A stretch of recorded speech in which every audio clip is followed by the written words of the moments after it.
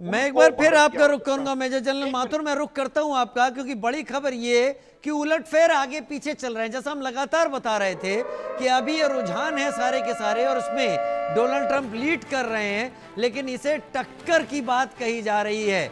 एकदम दोनों next to next हैं, 230 सीटों से कुछ सीटों पर आगे हैं ज्यादा पर डोनाल्ड ट्रंप, और 209 सीटों पर इस वक्त कमला हैरिस अपनी बढ़त बनाए हुए हैं। 15 राज्यों में डोनाल्ड ट्रंप को जीत मिल चुकी है। Louisiana, north Dakota, south Dakota में जीत चुके हैं डोनाल्ड ट्रंप। वहीं न्यूयॉर्क की बात करें, वहां पर कमला हैरिस जीत चुकी हैं। तो बड़ी टक्कर है, कांटे की टक्कर है।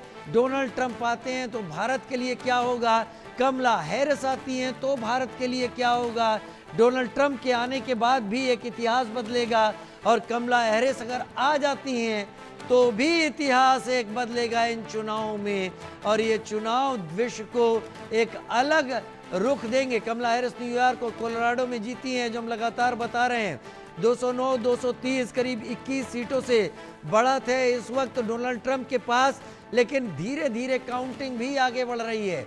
Montana, Missouri, Ohio Donald Trump जीत चुके हैं। South Dakota, Texas Donald Trump की जीत हो चुकी है। यहाँ पर व्योमिंग, कैंसस, यहाँ भी डोनाल्ड ट्रंप जीत चुके हैं। तो एक एक करके अपनी जगह मजबूत कर रहे हैं। वॉशिंगटन डीसी की बात करें तो वॉशिंगटन डीसी में कमला हैरिस जीत चुकी हैं। हर कोई अपनी अपनी जगह अपनी लीड पक्की कर रहा है, लेकिन इन सब के बीच में सौरभ जी, मैं आपका रुख यहां पर करना चाहूंगा। और सौरभ जी, सौरभ मेरे साथ इस वक्त नहीं है, लेकिन मेरे साथ में भी निपुण आलम बयान इस वक्त जरूर जुड़े हुए हैं।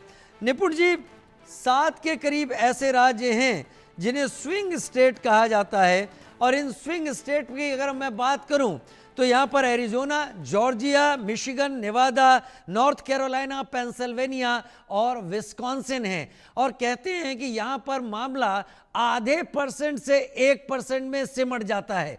जो अमेरिका का जो अब तक का जो कल्चर रहा है, अगर आधे % से कम पर डिफरेंस रहता है तो ऑटोमेटिकली एक बार रिकाउंटिंग शुरू हो जाती है, लेकिन इससे ज्यादा पर फैसला हाथ में आ जाता है। क्या आपको भी ये लगता है कि 7 स्टेट बहुत कुछ स्विंग स्टेट फैसला करेंगे जब कांटे का मुकाबला दिखाई पड़े तो? नहीं देखिए, बिल्कुल, और ये तो बात वहाँ पर रही है। और आप देखेंगे जो 7 स्टेट भी हैं, ये 7 स्टेट अमेरिका के बॉर्डर स्टेट हैं। 3 स्टेट को आप देखेंगे तो ये आपके अमेरिका के नॉर्थ में है, और 2 स्टेट आप देखेंगे तो ये आपके नॉर्थ ईस्ट में आपके पड़ते हैं, और 2 स्टेट आपके वेस्ट साउथ में पड़ते हैं। ये 7 स्टेट ही आप देखेंगे बार बार चुनाव में इन्हीं का जिक्र आता है। और इस बार हम देखें तो इन स्विंग स्टेट में जिस प्रकार की कांटे की टक्कर देखने को मिल रही है, वो वाकई में एक बड़ा परिवर्तन देखने को मिल सकता है। हालांकि जैसे आप बता ही रहे, रुझान जैसे आ रहे हैं कि यहाँ पर डोनाल्ड ट्रंप क्या करें, काफ़ी अच्छा लीड ले रहे हैं। और मुझे इसका लगता है लीड लेने की वजह जो उनकी माइग्रेशन को लेकर, यानी कि इनलीगल माइग्रेशन को लेकर जो उनकी पॉलिसी रही है, उससे ज़्यादा प्रभावित ये स्टेट रहते हैं। तो डोनाल्ड ट्रंप के लिए और माइग्रेशन को लेकर ये मेक अमेरिका ग्रेट अगेन की जो उन्होंने नारा दिया था, ये असर करता दिखा है आपको वहां पे? नहीं, मैं बिल्कुल, देखिए, मैं भी एक बात लास्ट में आपको पहले बोलूंगा, फिर मैं आपके प्रश्न का उत्तर दूंगा। अभी जब जॉर्जिया में डोनाल्ड ट्रंप स्पीच दे रहे थे तो उन्होंने याद किया 1798 का एक एक्ट याद किया। वो एक्ट था आपका एलियन एनिमी एक्ट। उसमें यह था कि जो अमेरिका के साथ फ्रेंडली रिलेशन रखते हैं उनको तो हम क्या करेंगे, सिटीजनशिप दे देंगे, और उनको माइग्रेशन को हम एक्सेप्ट कर लेंगे। इसके अलावा अगर कोई अगर और होगा तो उसको हम हैंग भी कर सकते हैं, यानी कि आपका फुली भी चढ़ा सकते हैं, इनलीगल अगर माइग्रेशन होगा।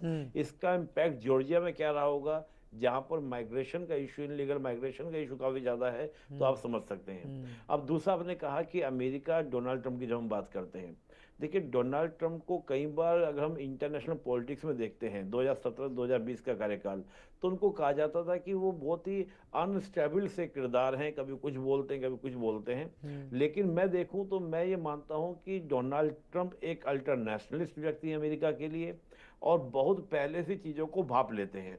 आप देखिए, जब वो 2017 में तो उन्होंने अमेरिका फर्स्ट की बात उन्होंने कही थी, अब उन्होंने उसी नारे को अलग शब्दों के माध्यम से, मैंने आपको क्या उन्होंने बोला, अमेरिका फर्स्ट बनाने के लिए उन्होंने क्या किया, जो टैरिफ वाला मामला था, ट्रेड वॉर स्टार्ट किया चीन के साथ, भारत के साथ भी उन्होंने जो टैरिफ 1986 के जो लगे हुए टैरिफ थे, जिनमें उनको काफ़ी छूट मिलती थी, उन सबको उन्होंने रिवाइज किया। ये भी उन्होंने क्या किया, जो इंटरनेशनल इंस्टीट्यूशंस के अंदर जहाँ जहाँ अमेरिका को फंडिंग करनी पड़ती थी, उन फंडिंग को उन्होंने रोका, चाहे यूनेस्को की मेंबरशिप तक उन्होंने छोड़ दी। इसके अलावा देखिए, जो नई नई ट्रीटी, पेरिस ट्रीटी वगैरह जो आपकी आई थी, उनसे अपने आपको बाहर किया, क्योंकि उससे अमेरिका के उद्योगों को बहुत नुकसान होने वाला था। इवन आप देखिए कि नाटो के जितने अलाई कंट्रीज, जो नाटो के मेंबर्स हैं, उन सबको कहा, साउथ कोरिया तक को कहा, जापान तक को कहा कि भाई आपको नाटो के खर्चे में आपको पार्टिसिपेशन, अपनी शेयरिंग बढ़ानी पड़ेगी। अमेरिका केवल लेके नहीं घूमेगा कि हम तमगा लेके घूमेंगे, हम सुपर पावर हैं। क्योंकि डोनाल्ड ट्रंप वो व्यक्ति थे जिन्होंने इस बात को समझा कि अमेरिका की अब वो स्थिति नहीं रही जो अमेरिका की स्थिति होती थी 2010 से पहले। आज अमेरिका वो यूनिपोलरशिप नहीं बना सकता, हेजोनोमस नहीं बना सकता, जब तक अमेरिका ठीक है, टोटली फोकस हो अपने ऊपर नहीं ठीक करेगा। है सर, तो ठीक ये है जो बात जी जी। मैं संजीव जी, अब चलिए अभी मैं इस बात को अब किनारे रख देता हूं। अभी 230 पर डोनाल्ड ट्रंप हैं, 209 पर कमला हैरिस हैं। कोई भी अमेरिका में आता है तो क्या भारत के साथ संबंध आगे बढ़ाना उसकी जरूरत होगी या मजबूरी होगी?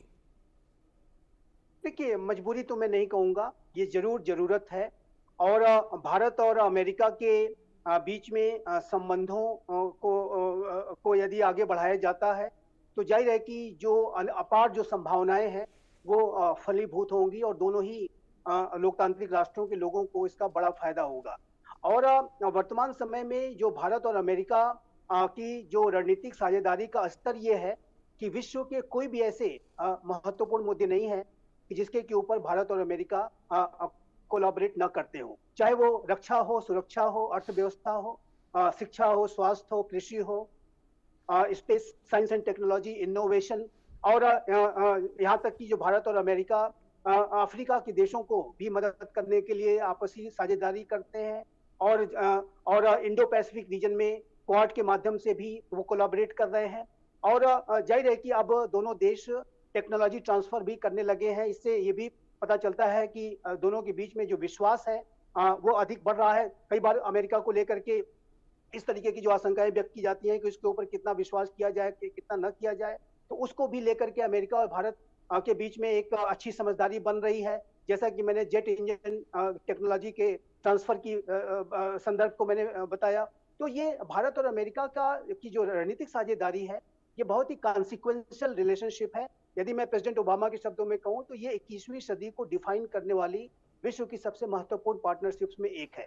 और ये जो लोकतांत्रिक राष्ट्र यदि साथ में आते हैं और जो कि आ रहे हैं लगातार, पिछले 20 वर्षों में इन संबंधों में ट्रांसफॉर्मेशन आ चुका है, तो ऐसे में जो विस्तारवादी चाइना है, जो आतंक परस्त पाकिस्तान है, और जो भी अन्य ऐसे विश्व में नकारात्मक शक्तियां हैं, वो भी भारी दबाव में रहती हैं।